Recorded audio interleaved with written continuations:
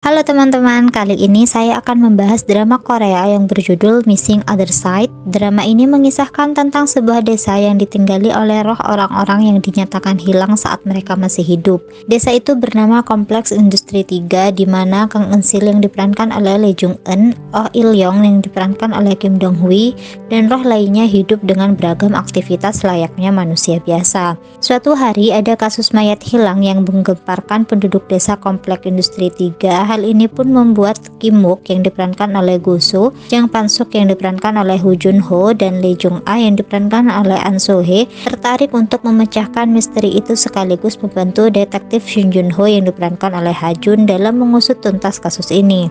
Pada proses penyelidikan, mereka menemukan banyak keanehan dan fakta baru yang mencengangkan. Hingga pada akhirnya, keenam orang yang terlibat dalam kasus ini mengalami hal yang mengerikan. Nah, awal mulanya Il-yong menjadi roh yang bisa masuk ke Kompleks Industri 3 adalah ketika dia ditikam dan tubuhnya diculik oleh orang tersebut. Tidak ada yang tahu apakah Il-yong ini masih hidup atau sudah meninggal karena tubuhnya belum ditemukan. Ada satu orang yang mengetahui di mana tubuh Il-yong disembunyikan, namun orang tersebut juga dibunuh, dan ketika roh orang tersebut hendak menyampaikan sesuatu kepada Il-yong mengenai jasadnya, jasad si pembunuh tadi ini ditemukan, jadi rohnya pun ikut menghilang. Jadi dalam drama ini, para roh ini akan bergentayangan hanya ketika jasadnya belum ditemukan. Jadi ketika nanti jasadnya ini berhasil ditemukan dan mereka dimakamkan dengan layak, roh mereka ini juga akan hilang dari Kompleks Industri 3. Nah, selama menjadi roh, Il-yong ini berusaha untuk mencari tubuhnya, dan suatu hari ada petunjuk mengenai keberadaan tubuh Il-yong. Ternyata Il-yong ini dirawat di suatu tempat dan berada dalam keadaan koma.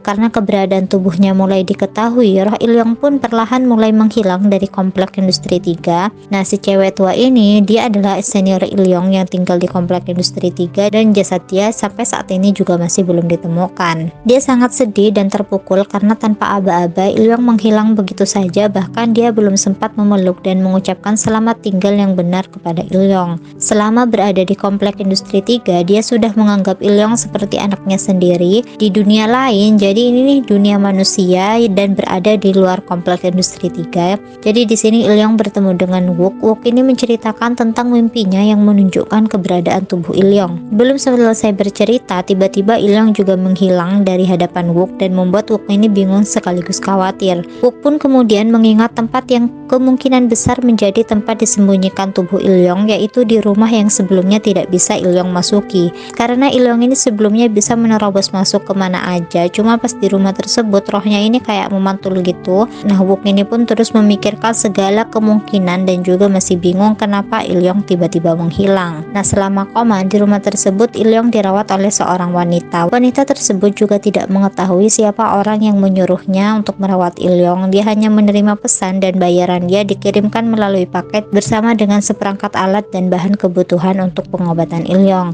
Namun perawat tersebut akhirnya memutuskan untuk pergi karena merasa takut dengan segala keanehan yang mulai terjadi.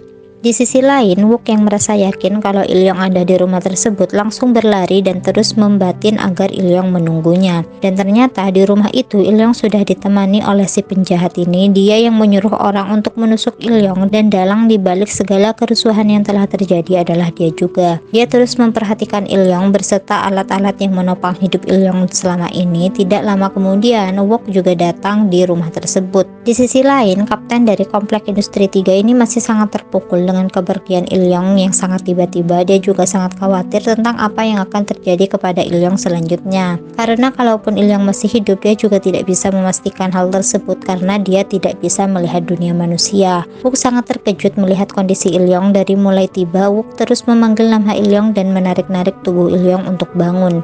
Di sana, Wook terlihat sangat emosional karena selama 3 tahun hilangnya tubuh Il-yong, ternyata Il-yong berada dalam keadaan koma dan tanpa ditemani oleh siapapun. Wook merasa sangat frustasi karena Il-yong tidak merespon dirinya. Il-yong tetap memejamkan mata tanpa ada reaksi apapun.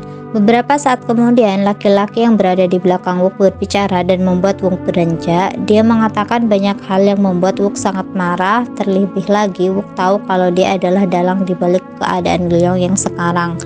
Pria tersebut pergi, dan pada saat Wook akan mengejarnya, tanda vital Il-yong memburuk dan mengalihkan perhatian Wook.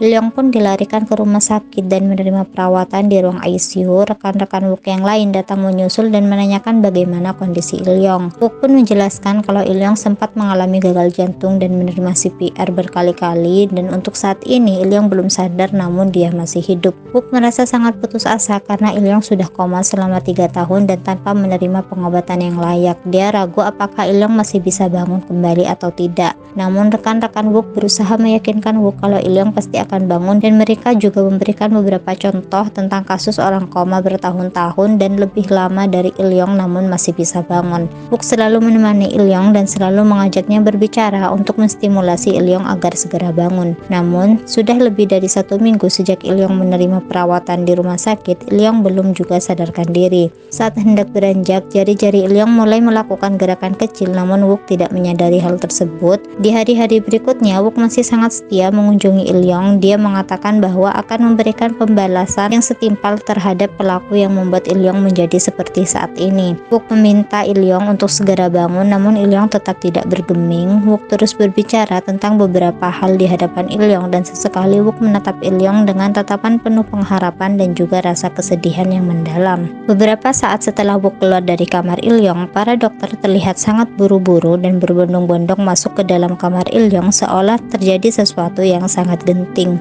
Oke teman-teman, mungkin segitu dulu dari aku. Terima kasih banyak. Bye-bye.